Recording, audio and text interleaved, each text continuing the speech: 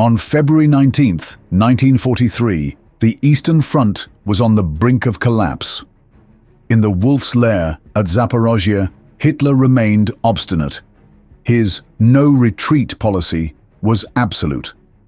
Field Marshal Erich von Manstein, growing desperate, pressed once more. He warned the Führer, without permission to retreat, his army faced imminent destruction. Manstein laid out his strategy: a mobile defense, a tactical withdrawal to overstretch Soviet supply lines, followed by a decisive counteroffensive. But Hitler dismissed the plan. The disagreement boiled over. Furious, Hitler thought about dismissing the field marshal. Suddenly, shouts erupted outside the chamber. The Soviets had launched a blistering, lightning-fast offensive, thrusting deep into German-held territory. They were less than 60 kilometers from Zaporizhzhia, Hitler's werewolf headquarters. There was no time to argue. Hitler had to be evacuated, immediately. For the first time, the grim reality of the Eastern Front seemed to sink in. His defiance wavered. The counteroffensive was sanctioned. Now, only Manstein and his plan stood between the Wehrmacht and annihilation. The disaster at Stalingrad in early February 1943 marked a watershed moment in World War II. The encirclement and eventual surrender of the German Sixth Army, including almost 300,000 soldiers trapped and annihilated, shattered Hitler's dream of conquering the Soviet Union. A campaign that had seemed well on track to defeat the Soviet Union was turned on its head. The Soviets were emboldened, eager for vengeance. They launched a series of ferocious offensives across the Eastern Front. By February 1943, the Red Army had ripped through the Axis lines along the Don River, decimating the Hungarian Second Army, the Italian Eighth Army, and several Romanian divisions. The German front collapsed like a set of dominoes as the Soviets captured Voronezh and encircled cities such as Kursk, Kharkiv, and Rostov. Even now, Hitler refused to acknowledge the severity of the situation. It was as if he himself had bought the Nazi propaganda that claimed the Soviets were defeated, exhausted, and incapable of fighting a prolonged war. Most German officers clung to the idea that any Soviet counterattack would be short and unorganized. Hitler did what he had done the year before when the Wehrmacht was repelled at the gates of Moscow. He ordered his armies to hold their positions at all costs, and there would be no retreats under any circumstances. Furloughs for all German soldiers were immediately suspended. All Germans on the front line had to fight until their last breath. Hitler even swallowed his pride and contacted Benito Mussolini to ask him to order his Italian army in Russia to do the same and hold their ground. Mussolini accepted reluctantly, not without pleading with Hitler to reach a peace deal with Stalin. For Il Duce, this was the only way they could come victorious in the war, as the situation in the West and North Africa was quickly deteriorating. And he did not see how the Axis could continue to fight on several major fronts at once. Hitler, of course, had no intention of negotiating peace with Stalin. Field Marshal Erich von Manstein, who had been sent to liberate the Sixth Army trapped in Stalingrad, found himself in a harrowing situation. Not only was there no army to save by early 1943, but his own army group was on the verge of being encircled in another pincer maneuver similar to that which sealed the fate of the Sixth Army. He needed to retreat now, or his forces would be annihilated, and with them, the stability of the entire German front. He repeatedly urged Hitler to authorize strategic withdrawals to avoid encirclement and regroup for a counter-offensive. Manstein, known for his operational brilliance, argued that it was in letting the overconfident Soviets overextend their advantage that they could create an opportunity to strike back. But Hitler would not have it. The situation became so hostile between them that Hitler seriously considered dismissing him as field marshal. The disagreement reached a critical point. On February 19th, 1943, the shocking news arrived. The Soviet vanguard was less than 60 kilometers away. There were no German troops between the approaching force and Zaporozhye. Hitler was evacuated immediately, not before relenting and accepting Manstein's plan. The field marshal finally had the permission to retreat and counterattack and the resources to do so. However, the Soviet offensive was upon him. For Manstein, it was perfect. The farther the Soviets overextended, the more effective his trap would be once it snapped. The Third Battle of Karkov began on February 21, 1943, when Manstein executed his carefully laid plan. Using the SS Panzer Corps and the 48th Panzer Corps, he would strike the Soviet flanks. His objective was to encircle and destroy the Soviet spearheads, and then use the momentum to retake the city of Karkov. As Soviet forces, high on their numerous victories after Stalingrad, continued to push deep into German-held territory, their momentum seemed unstoppable. But Manstein could see they were overextending their supply lines and spreading their manpower too thinly. Most of the forces had been deployed to the spearhead of the bulge, leaving the flanks woefully exposed. The field marshal instructed his group to allow the Soviets to continue their advance, meeting their eagerness with measured and strategic retreats. When the moment was right, Manstein swiftly organized the 7th, 11th and 17th Panzer Divisions, along with the elite Wiking SS Division, to form a striking force and attack from the south near Stalino. At the same time, the 4th Panzer Army and SS Panzer Corps attacked from the west, creating a classic pincer maneuver. This move, a callback to the blitzkrieg tactics that had taken Europe by storm at the beginning of the war, took the Soviets off guard and threw their advance into disarray. Manstein also leveraged the weather and terrain to his advantage. The harsh winter conditions that had often hampered German offensives were now turned against the Soviets. Frozen rivers and snow-covered plains became avenues for rapid panzer movement, while the cold immobilized the rapidly stretching Soviet supply lines trying to catch up with the vanguard. Cleverness was the only thing he could use to his advantage now. If his memoirs are to be believed, Army Group South was outnumbered 8-1 by the beginning of 1943. The gamble paid off. The spearheads of the Soviet 6th Army and Mobile Group Popov were caught off guard, encircled, and destroyed in one devastating and overwhelming swoop. The massively overextended supply lines meant the vanguards had no way to get reinforcements. And what was a victory dash was turned into a humiliating defeat.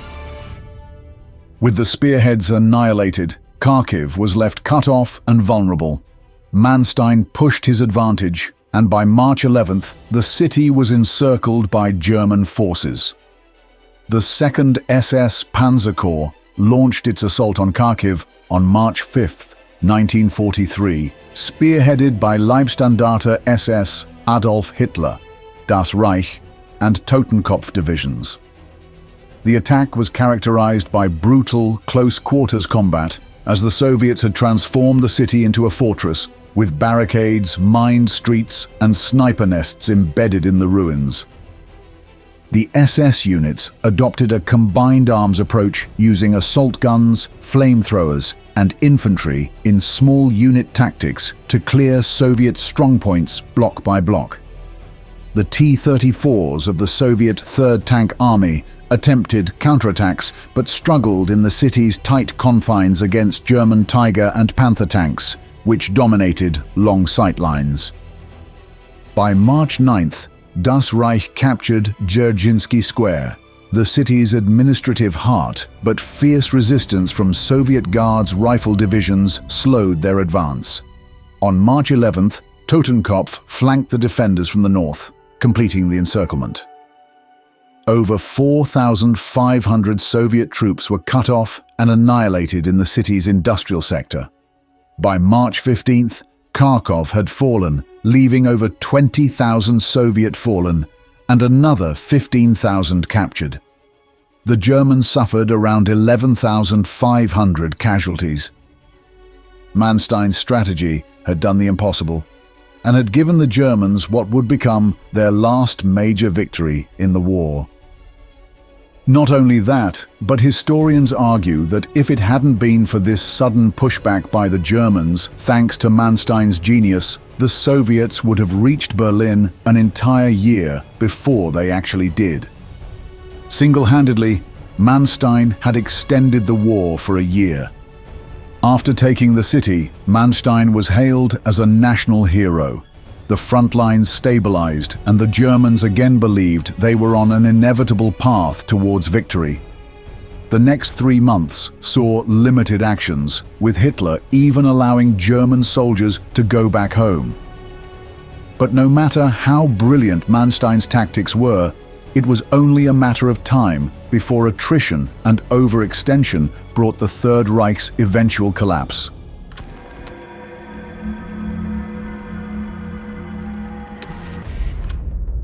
In June of 1941, the Soviet Union, reeling in chaos and fear, steeled itself for impact as Nazi Germany unleashed the ferocious Operation Barbarossa. Having swiftly conquered much of Europe, Germany's vast panzer formations rolled east with the clear objective of crushing any Soviet defense on their way to conquering Moscow. In the midst of the wider invasion, Soviet General Mikhail Kirponos launched a desperate counter-offensive against the encroaching 1st Panzer Group advancing toward Kiev. The impending battle was a tumultuous fray that would engage over 2,600 Soviet tanks against nearly 1,000 German tanks. The Soviets held a numerical edge, bolstered by many of the heavier KV and T-34 tanks, which were superior to anything in the German arsenal at the time. However, the 6 Soviet corps were mired in disorganization, suffering from a severe shortage of trucks and tractors essential for deploying battlefield logistics.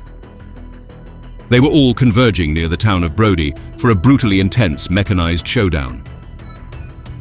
It was a clash of raw numbers against meticulous strategy and unyielding execution.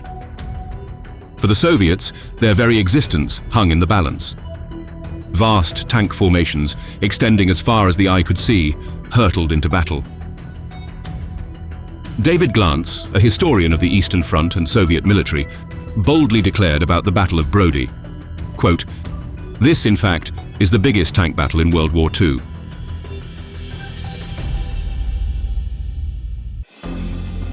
The moment Adolf Hitler and his high command had meticulously planned for months arrived at the dawn of Sunday, June 22, 1941. Operation Barbarossa signaled the commencement of one of history's most colossal military campaigns. Encompassing about 80% of the Axis's combat-ready forces, over 3.5 million troops surged across the Soviet border.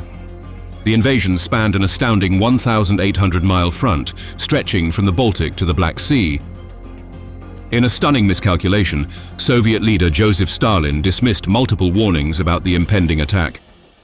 Stalin's trust in the German-Soviet non-aggression pact, inked less than 2 years earlier with Hitler, left the Red Army largely unprepared and without a coordinated defense strategy against the Nazi onslaught. Wehrmacht soldier Gerhard Goertz vividly described the chaos as his unit thrust into Soviet territory. Quote, "Some of them even came out in their nightshirts and opened fire. They were taken completely by surprise." German propaganda framed the invasion as a preemptive action against a looming Soviet attack. However, Hitler's true motive was to annihilate a daunting adversary and seize Lebensraum, living space for the German people. His vision stretched the German Reich from the Atlantic to the Ural Mountains. The initial phase of the invasion saw significant German victories, capturing key Soviet territories and inflicting heavy casualties. However, Hitler made a strategic decision to delay the attack on Moscow, focusing instead on Ukraine in the south. This decision was influenced by the need to secure Ukraine's resources and the belief that capturing Moscow would not necessarily lead to the collapse of Soviet resistance. The delay allowed the Soviets to strengthen their defenses, particularly around Moscow, and prepare for the harsh winter conditions. As the Germans' formations thrust into Ukraine, the Soviet troops around the towns of Dubno, Lutsk and Brody faced a ferocious onslaught from the freshly arrived Nazi forces. Despite their lack of preparation and disarray, the Soviet soldiers were determined to defend their homeland to the last man.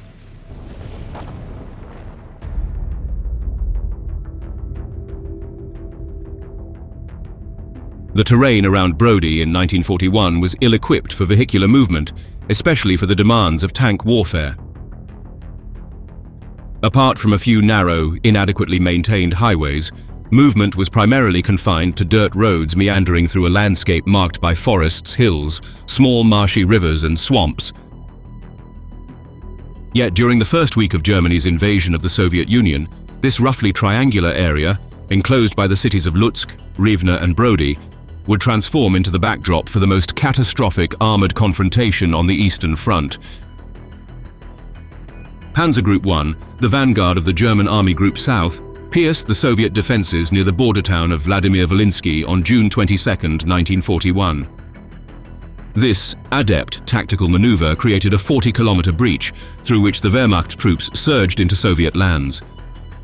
The Soviet Fifth Army, under Major General M.I. Potapov, faced the full force of this charge, struggling valiantly to stem the German advance. The Germans aimed for a swift push towards the Ukrainian capital, Kyiv, intending to capture it and reach the Dnieper River just beyond. With this objective achieved, their forces planned to veer south along the river, ensnaring most of the Soviet southwestern and southern fronts. The seizure of Lutsk, a crucial junction, would allow German mobile units to break into open ground, advancing along dual axes towards Kyiv. The German advance was relentless and seemingly unstoppable. The Soviet High Command, still grappling with the reality of the German invasion, failed to establish an effective defensive strategy in the initial days of the conflict.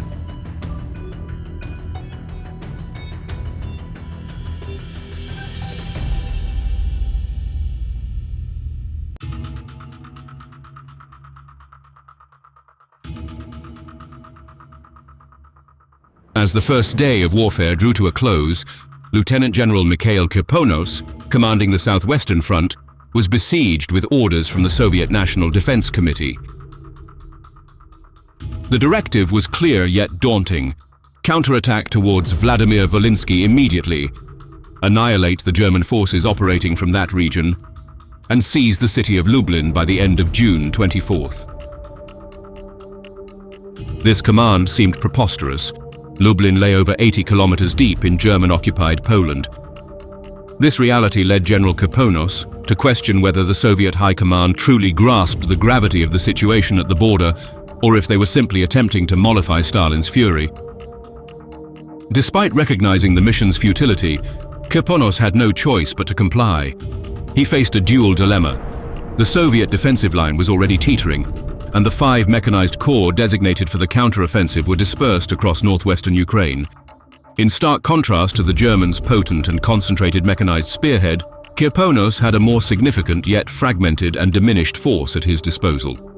Assembling this force would take up to 3 days, causing a critical delay in a rapidly evolving battlefield. Consequently, each of the 5 mechanized corps was thrust into battle in a fragmented manner with little to no coordination. This disjointed approach directly resulted from the rigid timeline, which left Kirponos with inadequate time to amass and properly strategize for the counter-offensive. Yet the numerical strength of the Soviet forces could not be understated. An overwhelming mass of tanks surged towards the German 1st Panzer Group, an assault involving over 3,000 Soviet armored vehicles navigating the rugged Ukrainian landscape. However, despite facing only half the number of operational tanks as the Soviets, the Germans held a significant tactical advantage.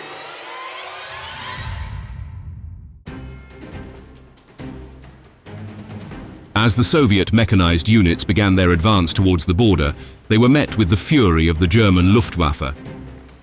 Air raids pummeled the Soviet armored columns, strung out vulnerably along the narrow roads. Soviet drivers, in a frantic bid for cover, often found themselves mired in the challenging terrain. Many were forced to abandon or destroy their own vehicles, fearing capture by German forces.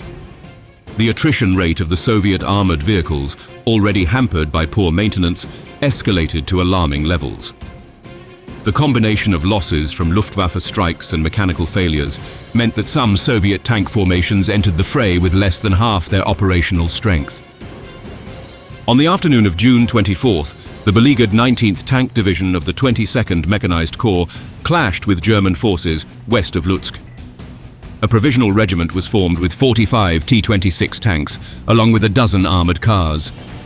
This makeshift unit was thrust into the fray following a brief preparatory artillery bombardment. The Soviet forces found themselves ensnared in a lethal trap. They became easy targets for the agile and heavily armed German aircraft in their urgent push toward their objective across the perilous landscape. If the Luftwaffe's strikes didn't cripple the Soviet tanks, then a lack of maintenance, oil shortages, and mechanical defects surely would. Yet amidst this turmoil, the Soviets persevered. Manning their faltering tanks, they engaged the enemy. The provisional Soviet regiment entered a brutal tug-of-war with German 14th Panzer Division elements. This intense battle, lasting 2 hours, saw the Soviet unit suffer heavy losses of its already diminished armored contingent. Ultimately, overwhelmed and battered, the regiment was compelled to retreat, falling back nearly 15 kilometers west of Lutsk. The clash was a relentless and indiscriminate slaughter. Major General S.M. Kondrusev, the commander of the 22nd Mechanized Corps, fell in action, and the commander of the 19th Tank Division sustained injuries. The toll was equally severe among the division's regimental commanders, who either perished or were wounded. Despite the devastating losses, the Soviets' fierce resistance was not futile. They inflicted heavy casualties and, through sheer tenacity, stopped the 14th Panzer Division from capturing Lutsk. Throughout the night between June 24th and 25th, the 22nd Mechanized Corps arrived with 2 divisions to reinforce the beleaguered remnants of the 19th Tank Division. Faced with acute fuel shortages, the Soviet officers resorted to makeshift solutions by siphoning fuel from disabled vehicles and redistributing it to those still operational.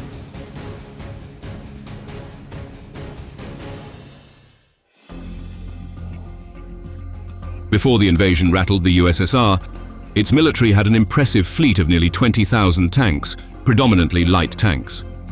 Additionally, the Red Army had at its disposal a handful of modern tanks that were technically superior to their German counterparts. Among these was the T-34, a medium-sized tank outfitted with a devastating 76.2mm gun, featuring 60-degree sloped armor, significantly enhancing its defensive capabilities against anti-tank fire. Another standout was the Kliment Voroshilov KV-1 heavy tank, lauded for its robust armor protection and a top speed of 17 miles per hour, remarkable for its size and class. However, despite these advancements, the bulk of the Soviet tank force was still composed of the T-26 and BT-7 light tanks. While numerous, these bore a critical flaw. Their frontal armor provided minimal defense against the potent German anti-tank weaponry. Compounding this vulnerability was a design issue in Soviet ammunition. Their shells tended to shatter upon impact, rendering them ineffective at penetrating enemy armor. This combination of shortcomings left the Soviet tanks perilously exposed in the face of the German military's advanced armaments. The German forces leveraged the speed and agility of their armored units, augmented by air superiority, to encircle and systematically dismantle Soviet resistance. Their strategy was marked by cohesion and superior communication, crucial for the synchronization of their assaults and for adapting swiftly to Soviet maneuvers. Their aerial dominance of the Luftwaffe not only disrupted Soviet troop movements, but also proved devastating to the massive Soviet armored formations. The Soviet Air Force was also dealt a severe blow. The majority of its aircraft were damaged on the first day of the invasion, and it struggled to provide any substantial support. The Luftwaffe's dominance hopelessly outclassed the few remaining Soviet aircraft dispatched for assistance. This German air superiority not only stymied Soviet reconnaissance, leaving commanders blind to the swiftly changing battlefield dynamics, but also effectively severed the ground forces from essential resupplies of fuel and ammunition. As the aerial engagements grew more fierce, the Soviets sustained additional losses in aircraft and personnel. The Luftwaffe's unceasing assault significantly undermined the Soviet counteroffensive. This chaotic situation reached its peak with the failure of the Soviet counterattack to assemble at the intended rendezvous point in Dubno. The absence of coordination among the different units derailed their efforts to thwart the German onslaught.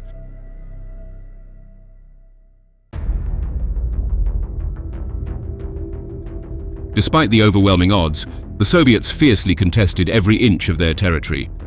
In a notable encounter during the battle, the Germans, methodically overpowering the Soviets' lighter T-26 and BT tanks, encountered a group of the fearsome Red Army KV-2 heavy tanks. The German shells were largely ineffective against the KV-2's massive boxy turrets, which boasted thick armor that could deflect incoming fire. When the KV-2S employed their powerful 152 mm howitzers, they momentarily stalled the German advance, showcasing their overwhelming firepower. However, the Germans soon realized that patience was their best tactic against these colossal machines. They strategically waited for the Soviet tanks to deplete their ammunition and fuel reserves. In one instance, the crew of a KV-2, faced with a jammed turret ring, dwindling ammunition, and near-empty fuel tank, chose a dramatic exit by driving their tank off a steep embankment into a river, the driver escaping at the last second. Primarily designed as self-propelled artillery, the KV-2S, despite their intimidating presence, were too few in number to significantly alter the overall course of the battle. Though momentarily disruptive, their impact was ultimately a minor local setback for the German panzer divisions. The Germans, adept in the art of warfare, swiftly adapted their tactics to counter the threat posed by the superior Soviet tanks. Their panzers deftly avoided direct confrontations with the T-34S and KV-2S, instead focusing on eliminating the more vulnerable BT-5-7S and T-26S. By benefiting from its mobility, German field artillery played a crucial close support role, absorbing the brunt of Soviet tank assaults. After dealing with the lighter Soviet tanks, the German Panzerkampfwagen, the 3s and the 4s, would regroup to target the T-34S and KV-1S from their weaker sides and rear. This tactic effectively neutralized the advantage of the Soviet tanks' heavier frontal armor. The inexperience of Soviet tank drivers often led them to choose the most straightforward paths, even when these routes made them more vulnerable to enemy fire. Navigating their tanks along the crests of ridges or hills was a common mistake which made them highly visible and accessible targets for German gunners. As the day waned, the situation around Lutsk reached a critical juncture. Illuminated by the flames engulfing the surrounding suburbs, the 13th Panzer Division, executing a successful flank maneuver, penetrated the city's defenses. This breakthrough forced the Soviet units to abandon Lutsk. Despite their eventual retreat, the determined resistance of the 22nd Mechanized Corps was not in vain. Their staunch defense delayed the progress of 2 German corps for over a day. The Soviet 9th Mechanized Corps seized this opportunity to reach and set up defenses in the Rivne area, some 65 kilometers east of Lutsk.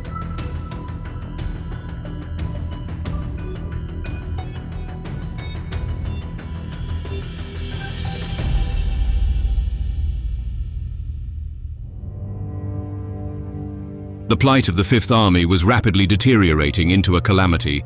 Its units, dispersed and encircled, were engaged in desperate battles, stretching from the border to Lutsk. In disarray, the remnants of the 22nd Mechanized Corps retreated along the highway towards Rivne, spreading panic in their wake. Only with the direct intervention of staff officers from the Fifth Army's headquarters was some semblance of order restored. On June 26th, German forces launched vigorous assaults along the Lutsk-Rivne and Dubno-Rivne highways, attempting to break into the city. However, they were met with tenacious resistance from the Fifth Army, which stymied their advance. Consequently, the Germans redirected their efforts south, taking secondary roads via the town of Ostrog. The day also witnessed a bold Soviet counter-offensive, marking the closest point the Soviets came to encircling a significant portion of the German invasion force. This fierce Soviet assault disrupted several German support units and penetrated as much as 30 kilometers into territory held by the Germans. The Soviet 43rd Tank Division, leading the charge, reached the eastern outskirts of Dubno. However, the division, primarily composed of light T-26 tanks, suffered severe losses due to the effective German anti-tank artillery. The German commanders swiftly responded to the escalating threat posed by the Soviet counter-offensive. They executed a counterattack against the 2 Soviet tank divisions that had dangerously overextended themselves into enemy territory. These divisions were trapped, wedged between the relentless pressure of 2 German infantry divisions and the onslaught of 2 panzer divisions. Major General Feklenko, who was leading the Soviet attack, recognized the perilous position of his forces. Faced with the German counterattack's overwhelming might, he decided to order his corps to retreat to their original positions near Rivne. This maneuver aimed to preserve the remaining strength of his units and avoid potential encirclement and destruction at the hands of the German forces.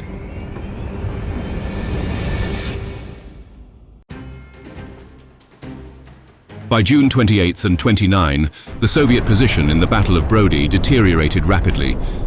The German tanks, advancing with unyielding efficiency, encircled and obliterated Soviet units, overwhelming many and isolating others. Despite their staunch defense, the Soviet forces were severely impeded by an acute shortage of fuel and ammunition, leading to a catastrophic failure of their left flank by July 1st. With the capture of Ostrog, the battle for the Bloody Triangle effectively ended.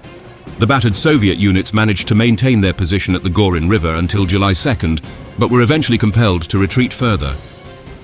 By July 7th, the 5 Soviet mechanized corps that had engaged in the battle could muster only 679 tanks from their pre-war strength of 3,140. Although the Soviet Fifth Army was heavily depleted, it was not entirely defeated. Despite suffering severe casualties, most of its combat units were not annihilated. Even though the Soviets inflicted considerable losses on the German forces and held numerical superiority, they were consistently outflanked and outmaneuvered. The Red Army lost at least 2,280 tanks, 42% of its initial strength for the southwestern front. The harsh winter that followed began to drastically affect the German forces.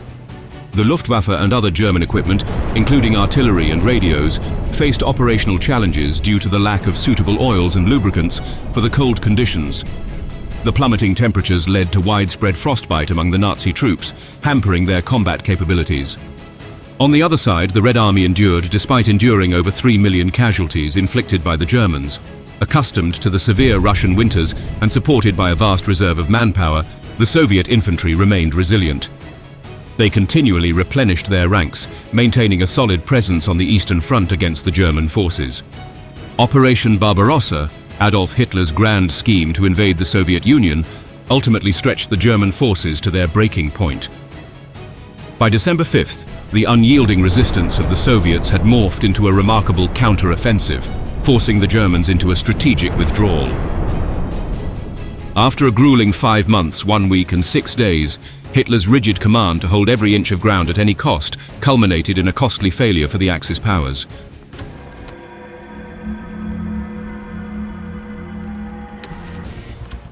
In the desolate expanse of the Western Desert, British forces, battered by the humiliating retreat from Dunkirk and outnumbered nearly 7-1, faced a grim reality. Europe had fallen under the iron grip of the Axis powers, and with France defeated, Britain stood alone, a lone flicker of hope against the encroaching darkness. The Italians, boasting over 200,000 men, were poised to sweep through Egypt, seize the Suez Canal, and deliver a crushing blow to the British Empire. But in the face of near-certain defeat, General Richard O'Connor saw an opportunity where others saw only despair. Tasked with a 5-day raid to harass the Italian advance, O'Connor devised a plan that would defy the odds and turn the tables on an enemy that believed itself invincible. At dawn, with nothing left to lose, the British struck. Their tanks, few but ferocious, tore into the Italian lines with a fury born of desperation. The Italians, confident in their overwhelming numbers, were caught utterly off guard. The brief skirmish exploded into a full-scale assault as O'Connor's men shattered the Italian defenses. What was meant as a counterattack to limit the Italian advance suddenly turned into a brutal and fiery pursuit across the North African desert as both forces raced against each other and against the clock. The year was 1940, and the world was engulfed in war. Nazi Germany had swept through Europe with terrifying speed, leaving the British Expeditionary Force battered and forced to retreat from Dunkirk. France had fallen, and Britain stood alone against the Axis powers, its resources stretched thin and its people weary. Amid this global chaos, the Mediterranean and North Africa became critical theaters of war. Control of these regions meant control of vital sea routes, access to Middle Eastern oil fields, and the strategic Suez Canal, the lifeline of the British Empire. At the heart of this struggle was the Western Desert, an expanse of barren land stretching across Egypt and Libya, where British control over the Mediterranean hung in the balance. Field Marshal Sir Archibald Wavell, appointed in 1939 as the Commander-in-Chief of British forces in the Middle East, was tasked with defending this vast, inhospitable region. His command spanned 9 countries and parts of 2 continents, a responsibility that included the critical defense of the Suez Canal from Axis forces. But with Europe under Nazi control, Wavell's resources were limited, and his forces were outnumbered and isolated. Wavell was a strategist who understood the brutal reality of desert warfare. The vast distances, extreme heat, and scarcity of resources made logistics a nightmare. Water, food, and ammunition had to be brought in from distant supply lines. The desert itself was an unforgiving adversary. Wavell's cautious approach reflected these challenges. He knew that any operation in the desert would require meticulous planning and that a single mistake could lead to catastrophe. But the situation was dire in London, and patience was running thin. Prime Minister Winston Churchill, desperate for a victory to rally a beleaguered nation, looked to North Africa as a potential turning point. With Europe firmly in the grip of the Axis powers and Britain reeling from the evacuation at Dunkirk, Churchill saw an opportunity to strike back against the Italians who had aligned themselves with Nazi Germany. However, he grew increasingly frustrated with Wavell's cautious stance. During a meeting in August 1940, Churchill famously quipped that, quote, "The tail of the army always appeared disproportionate to the teeth," expressing his impatience with Wavell's defensive strategy. Despite the tension between them, both men recognized that action was necessary. The Italian forces, numbering over 200,000, had massed in Libya and were poised to invade Egypt, threatening British control of the Suez Canal. In stark contrast, Wavell had only about 30,000 men at his disposal, including the 7th Armored Division, known as the Desert Rats, and the 4th Indian Division. These troops were well-trained and battle-hardened, but severely outnumbered and under-equipped, their tanks and vehicles already showing the wear of desert conditions. Out of this pressure cooker of strategic necessity and strained diplomacy, Operation Compass was born. What began as a plan for a limited 5-day raid quickly evolved into a full-scale offensive under the command of General Richard O'Connor, a man known for his boldness and willingness to defy conventional tactics.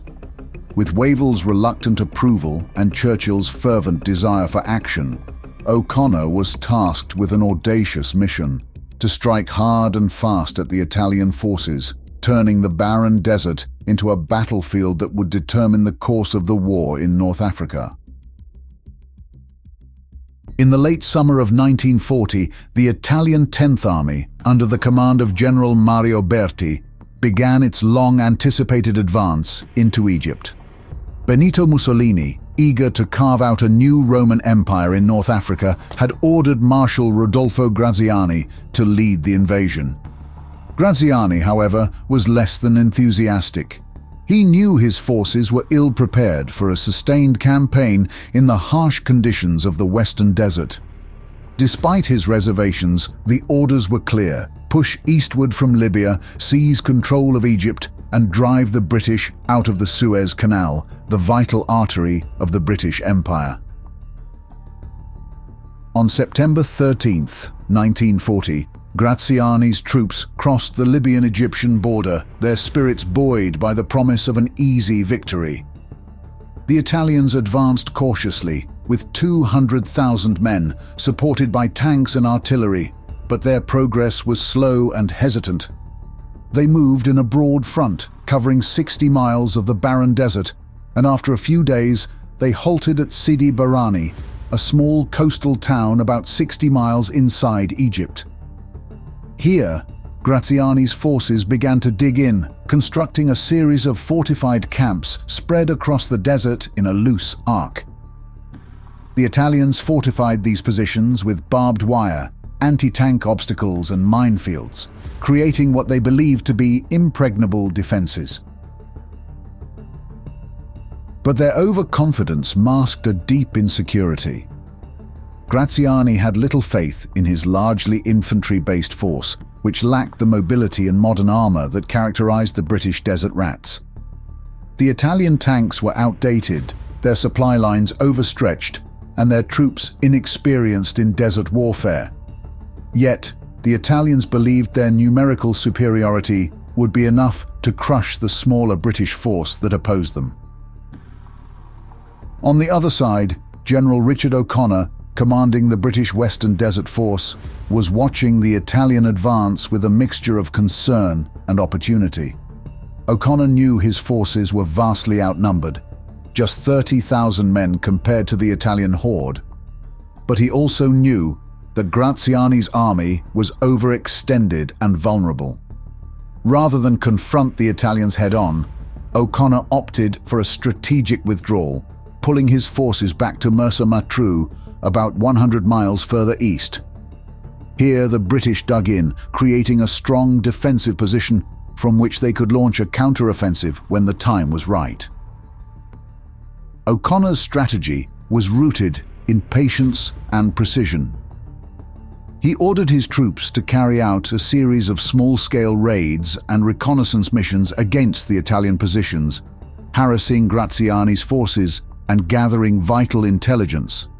The 7th Armored Division, with its fast-moving tanks and experienced crews, played a key role in these operations, striking Italian outposts and capturing prisoners. These raids not only inflicted casualties on the Italians, but also sapped their morale, forcing them to remain on high alert while conserving their dwindling supplies. As O'Connor's reconnaissance reports flowed in, a clear picture of the Italian situation emerged. The fortified camps, though well defended, were isolated from each other, making them vulnerable to concentrated attacks. Moreover, the Italian troops were becoming increasingly demoralized, struggling with supply shortages and the harsh desert environment. O'Connor observed, quote, "The whole Italian force ran out of energy, noting the growing fatigue and disorganization among the Italian ranks." The stage was set for a British counter-offensive. While the Italians hunkered down in their static positions, O'Connor and his staff meticulously planned the next phase of their campaign. The goal was not just to halt the Italian advance, but to decisively cripple Graziani's army and drive it out of Egypt. After months of meticulous planning and preparation, the British forces were ready to strike. The first target was the heavily fortified Italian camp at Nibewa, a seemingly impregnable position that anchored the Italian defensive line. O'Connor's plan was simple yet audacious. Hit the Italians where they least expected it with overwhelming force and surgical precision. The operation began with the 7th Armored Division and the 4th Indian Division moving into position under the cover of darkness. Intelligence and aerial reconnaissance had revealed critical weaknesses in the Italian defenses, particularly at Nibewa, where the camp was isolated and vulnerable to an attack from the west. O'Connor, always the unconventional thinker, decided to exploit this by bypassing the heavily defended southern and eastern approaches, opting instead to strike from the rear where the defenses were weakest. At dawn, the British Matilda tanks rumbled into action. These heavy beasts, slow but virtually impervious to Italian fire, led the assault, crashing through the barbed wire and minefields as if they were paper. The Italian defenders, caught completely off guard, struggled to mount any effective resistance. The British tanks rolled over their positions, with infantry close behind, securing the camp in a matter of hours. The speed and decisiveness of the attack left the Italian forces reeling. The success at Nibewa was quickly followed by assaults on the nearby Tuma West and Tuma East camps. Again, O'Connor's forces struck with speed and precision, using the same tactics that had worked so effectively at Nibewa. The Italian defences, spread thin and poorly coordinated, crumbled under the relentless British advance. By the end of the day, both Tuma camps had fallen, and the road to Sidi Barrani was wide open. O'Connor's use of unorthodox tactics, combined with the sheer power of the Matilda tanks, was key to the success of these initial strikes. The British forces capitalized on their intelligence and the element of surprise, turning the Italians' static defenses into a liability. The psychological impact of these swift victories was enormous. The Italians, who had expected to hold their ground against a numerically inferior enemy, were instead faced with the reality of being outmaneuvered and outclassed at every turn.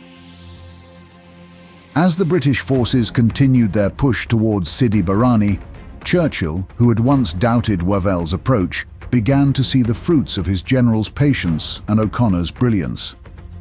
Acknowledging the success of the operation and the soundness of the leadership that had made it possible, Churchill would later write, quote, "I thought it best to leave him in command." By December 11th, the initial phase of Operation Compass had exceeded all expectations. Over 38,000 Italian soldiers had been captured, along with vast quantities of supplies and equipment. British casualties were minimal, a testament to the effectiveness of their tactics and the thoroughness of their planning. Morale among the British troops soared as they realized they were on the brink of a decisive victory that could reshape the entire North African campaign. With the fall of Nibewa and the Tuma camps, the British forces surged forward, their eyes set on the next critical objective, Sidi Barrani. This small coastal town, now fortified into a stronghold by the Italian 10th Army, was the linchpin of their defensive line in Egypt. General Richard O'Connor knew that capturing Sidi Barrani was crucial, not just for its strategic position, but for the psychological blow it would deal to the already demoralized Italian forces. On December 10, 1940, under the cover of darkness, the British forces began their final approach to Sidi Barrani. The assault was a meticulously coordinated operation involving a combined arms attack that brought together infantry, tanks, and artillery in a devastating show of force. Leading the charge was Brigadier C.E.N. Lomax, who commanded the 16th Brigade. Alongside them was the Australian 6th Division, under Major General Evan Mackay, whose troops had quickly proved their mettle in the harsh desert conditions.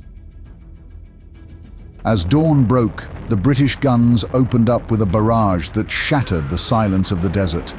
The artillery pounded the Italian positions, softening them up for the infantry and tanks that followed. The Italian defenses, hastily constructed and spread thin, began to buckle under the relentless pressure. With their near impenetrable armor, the Matilda tanks led the way, smashing through the Italian lines ruthlessly. Behind them, British and Australian infantry advanced, mopping up the scattered Italian defenders who were left in disarray.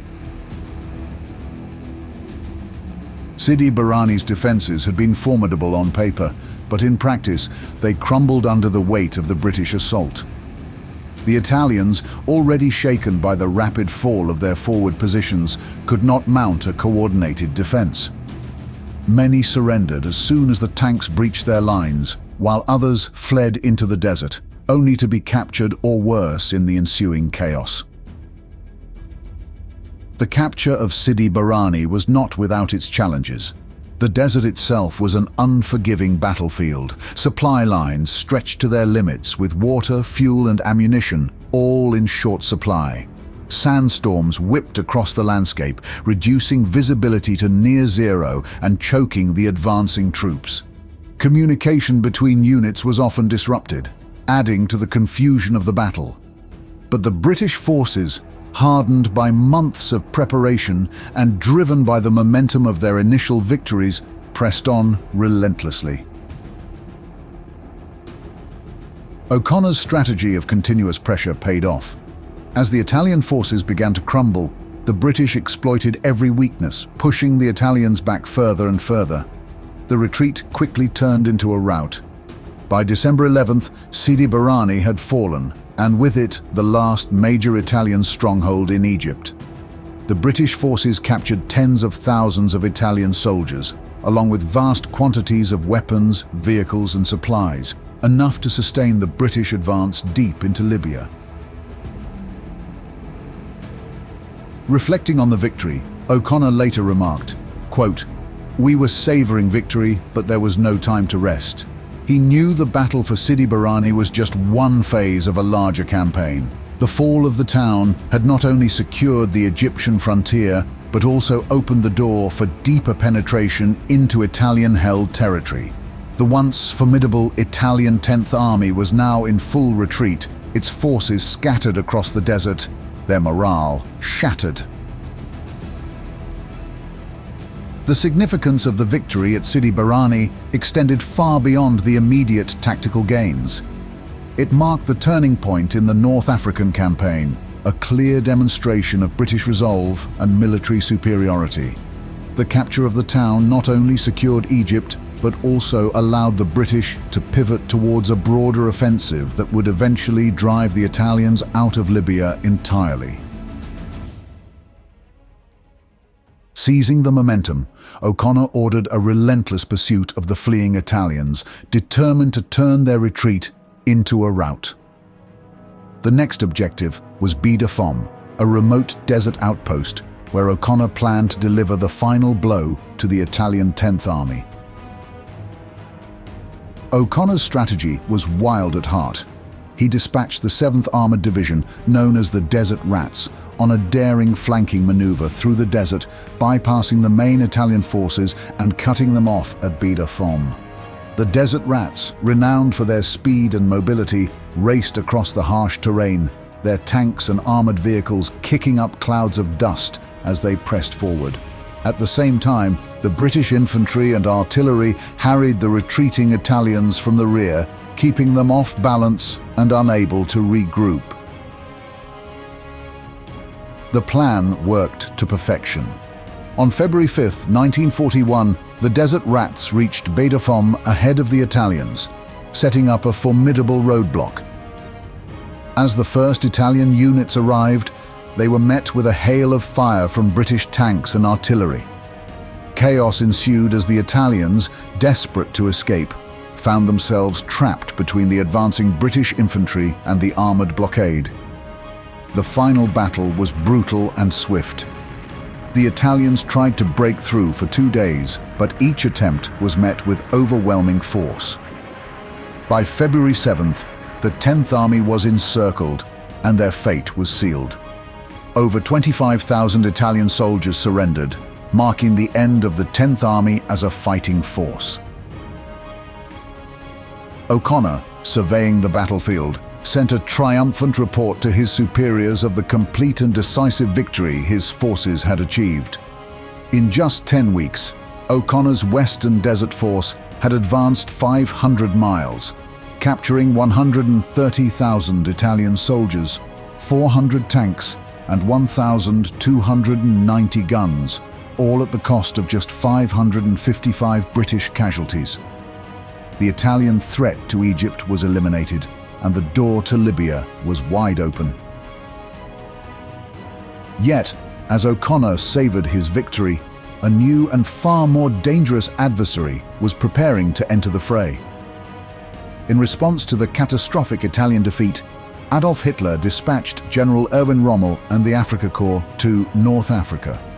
Rommel, known as the Desert Fox, would bring a level of tactical brilliance and aggression that would transform the North African campaign. The British, still reeling from their triumph, were soon to face a new challenge that would test them to their limits. As the British forces consolidated their gains, O'Connor was reassigned to Cairo to assist in planning future operations. But fate took a cruel turn. On April 6, 1941, while traveling to the front to assess the situation, O'Connor's convoy was ambushed by a German patrol. Taken prisoner, O'Connor spent the next 2.5 years in captivity, first in Italy and later in Germany. It was a severe blow to the British command in North Africa, depriving them of one of their most brilliant leaders just as the tide of war was about to shift. Reflecting on his capture years later, O'Connor expressed frustration but also humility. He understood the risks of command and accepted his fate with the same quiet determination that had characterized his leadership. Eventually, O'Connor escaped from captivity in December 1943 and returned to Britain, where he was knighted and promoted. He later commanded the 8th Corps in Western Europe, playing a crucial role in the final Allied offensives of the war. The victory at Baie de Somme marked the pinnacle of O'Connor's military career, a stunning example of strategic brilliance and operational execution. But it also set the stage for a new phase of the war in North Africa, as Rommel's arrival signaled the beginning of a titanic struggle that would rage across the desert for the next 2 years. The triumph of Operation Compass, while decisive, was only the beginning of a much larger and more complex battle for control of the Western Desert.